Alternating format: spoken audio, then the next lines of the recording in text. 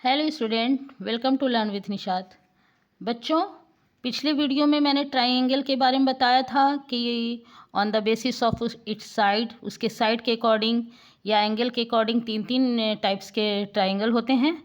जैसे साइड के अकॉर्डिंग मैंने बताया था कि इक्विलेटरल, सारे साइड्स अगर इक्वल हैं। Isosceles, scalene. आइसोसेलस में जब दो साइड इक्वल हैं, स्केलिन में जब तीनों साइड अनइक्वल हो।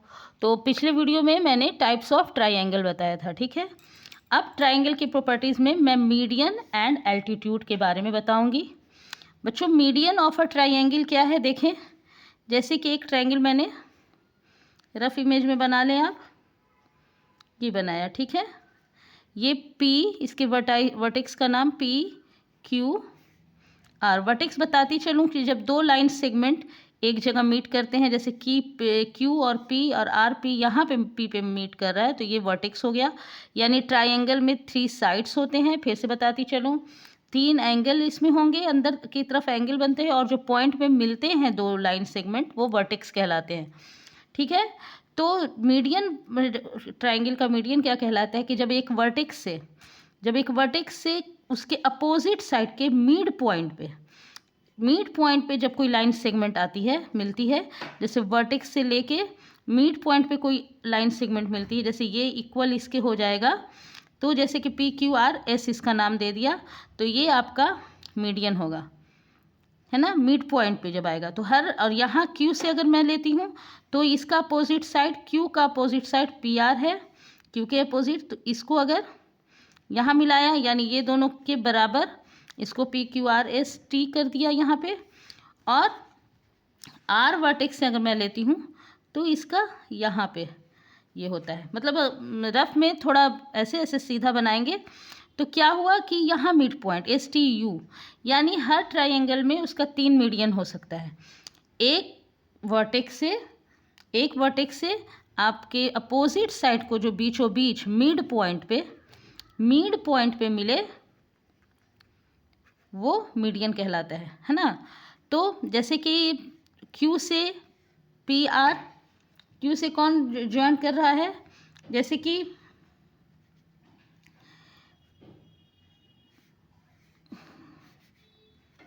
P Q P S is median from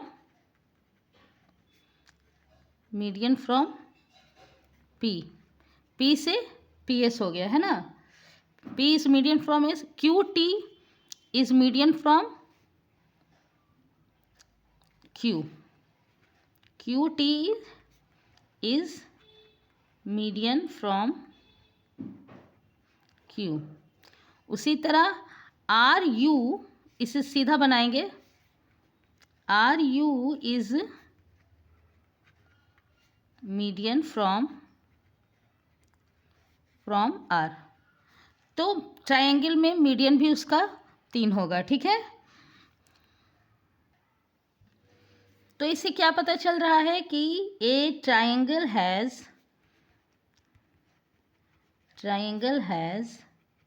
3 medians. कितने मीडियंस हैं ट्राइंगल में? 3 मीडियंस होते हैं, ठीक है। एल्टीट्यूड के लिए समझाती हूँ। एल्टीट्यूड वो लाइन सेगमेंट होता है, जैसे कि एक डायग्राम बनाओ, जैसे इसे दे दें ए बी सी। अब ए वर्टेक्स से मिड पॉइंट पे ज़रूरी नहीं है, ए वर्टेक्स से उसके अपोजिट साइड में जो 90 डिग्री का एंगल बनाए या परपेंडिकुलर हो, है ना। ए वर्टेक्स से या एक वर्टेक्स से जब उसके अपोजिट साइड में, ध्यान दें, एक वर्टेक्स से जब उसके अपोजिट साइड में परपेंडिकुलर लाइन सेगमेंट मिलती हो या 90 डिग्री का एंगल बनाती हो, तो वो आपका एल्टीट्यूड कहलाएगा। क्या कहलाएगा? एल्टीट्यूड, ठीक है। तो जैसे यहाँ पे नाम दे दिया D, A D is altitude from A से ए डी हो रहा है, और कहाँ पे आ रहा है? To the side B C, to the side BC। इस तरह से ये एल्टीट्यूड हुआ। तो इसमें भी देख लेते हैं कि यहाँ से एकदम बिल्कुल 90 डिग्री का, यहाँ से बिल्कुल सीधा B से भी यहाँ पे करेंगे तो यहाँ पे 90 डिग्री का, इस तरह से C से भी करेंगे तो यहाँ पे 90 डिग्री का एंगल बनेगा AB पर। इस तरह से एल्टीट्यूड भी ट्रायंगल के में 3 होते हैं। ए ट्रायंगल हैज़ 3 एल्टीट्यूड। ये आपके ट्रायंगल की प्रॉपर्टी है। नेक्स्ट टॉपिक बच्चों, इस तरह का क्वेश्चन आता है 7-8 में ट्रायंगल चैप्टर में। इन द एडजॉइनिंग फिगर, ये फिगर को ध्यान से देखें, ये ट्रायंगल को ध्यान से देखें। ABC है ना, 3 वर्टाइसेस हैं, इसके साइड्स हैं, ये ट्रायंगल है और इसका कोई साइड इक्वल नहीं है, तो यानी कि ये एस्केलेन ट्रायंगल है। ठीक है, ये प्रॉपर्टीज़ बताती चलूँ कि कोई साइड इसका इक्वल नहीं है तो ये एस्केलेन है ना। आइसोसेलेस में 2 साइड्स इक्वल होते हैं, इक्विलेटरल में सारे साइड इक्वल होते हैं। क्वेश्चन क्या पूछ रहा है कि name the side opposite to angle B। Angle B ये हो गया है ना, ये अंदर एंगल B, तो एंगल B के अपोजिट का साइड कौन है? तो ये साइड अपोजिट है A और C। AC ये वाला साइड जो है एंगल B के सामने है, एंगल B के सामने है। तो ध्यान दें क्या लिखेंगे आंसर, A और C। AC मतलब इसके 2 पॉइंट हैं, AC साइड जो है ये एंगल B के अपोजिट है। नेम द, दूसरा question, name the side opposite to vertex A। Vertex ये A है, 2 लाइन सेगमेंट जहाँ मिलता है उसे वर्टेक्स कहते हैं। तो A में क्या है, इसके साइड अपोजिट को बताएं। Name the side opposite to vertex A। A के सामने कौन है, B और C। BC ये साइड कौन सा है, यहाँ से यहाँ तक ये BC वर्टेक्स के सामने। Name the angle opposite to side BA। BA के सामने की एंगल ये C है, तो इसे लिखेंगे एंगल C। ध्यान से समझते चलें और सॉल्व करेंगे। Name the vertex opposite to side BA, और BA के सामने जो वर्टेक्स है वो वर्टेक्स C है। इस तरह का बच्चों, इस तरह से क्वेश्चन आते हैं, उसे सॉल्व करना। ओके, नेक्स्ट क्वेश्चन देखती हूँ।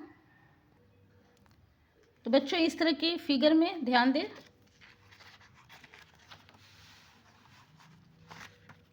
ध्यान से क्वेश्चन देखें। जैसे ABC एक ट्रायंगल था, इसे यहाँ ई करेंगे है ना, AE क्या हुआ, ठीक। यहाँ देखें ABC एक ट्रायंगल है ना, उसमें A वर्टेक्स से BC पर एक परपेंडिकुलर लाइन दिया गया, फिर A से BC पर एक D मिड पॉइंट पे एक लाइन दिया गया। अब क्वेश्चन में आ रहा है कि लाइन सेगमेंट AE क्या है, तो जैसे मैंने अभी पढ़ाया कि यहाँ से यहाँ तक ये BC पर 90 डिग्री का एंगल बना रहा है, परपेंडिकुलर है, तो ये एल्टीट्यूड है। क्या है ये, AE इज एल्टीट्यूड। इस तरह से बच्चों सॉल्व करना। AD लाइन सेगमेंट क्या है, AD ये BC पर मिड पॉइंट पर बीचों बीच, यहाँ से यहाँ की डिस्टेंस, यहाँ से यहाँ B से D इक्वल है D और C से, है ना। जैसे कि BD इक्वल है DC के, यानी कि D आपका मिड पॉइंट है और A से आ रहा है, तो इसे मीडियन कहेंगे। क्या कहेंगे, median. AD line segment is median. D is the mid point of on BC। D is mid point of, mid, ध्यान से देखें, मिड पॉइंट ऑन BC। इस तरह से बच्चों क्वेश्चन सॉल्व करने का आएगा 7-8 के चैप्टर में मैथ्स के।